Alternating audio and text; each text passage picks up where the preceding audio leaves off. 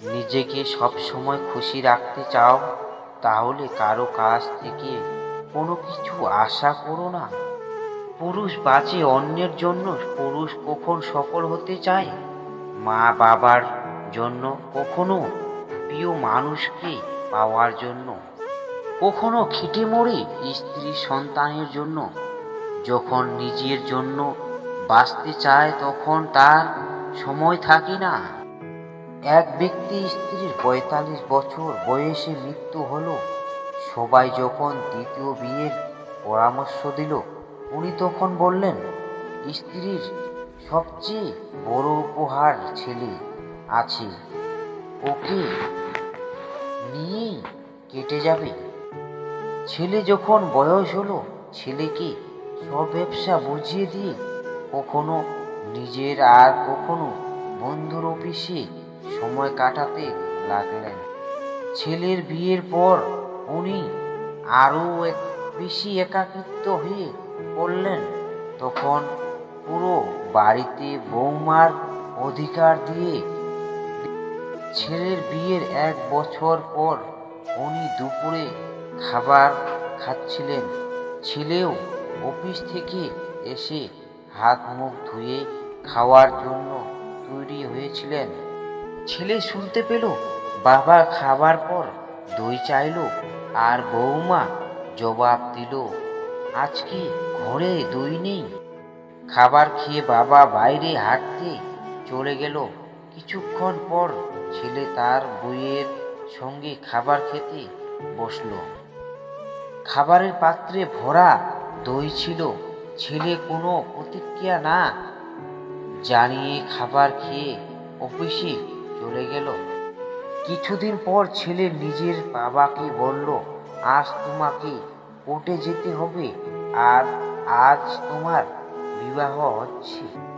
পিতা আশ্চর্য হয়ে ছেলের দিকে দেখল আর বলল, বাবা, আমার আর বিয়ের দরকার নেই। আর আমি তোমাকে এত স্নেহ দিই যে তোমারও মায়ের দরকার নেই, তো আবার বিয়ে কেন? ছেলে বলল, বাবা, না, আমি নিজের জন্য মা আনছি, না নিজের স্ত্রীর জন্য শাশুড়ি আনছি। আমি তো কেবল তোমার জন্য দইয়ের ব্যবস্থা করছি। কাল থেকে আমি ভাড়া বাড়িতে তোমার বৌমার সাথে থাকব, আর তোমার অফিসে এক কর্মচারীর মতো বেতন নেব, যাতে তোমার বৌমা জানতে পারে দইয়ের দাম।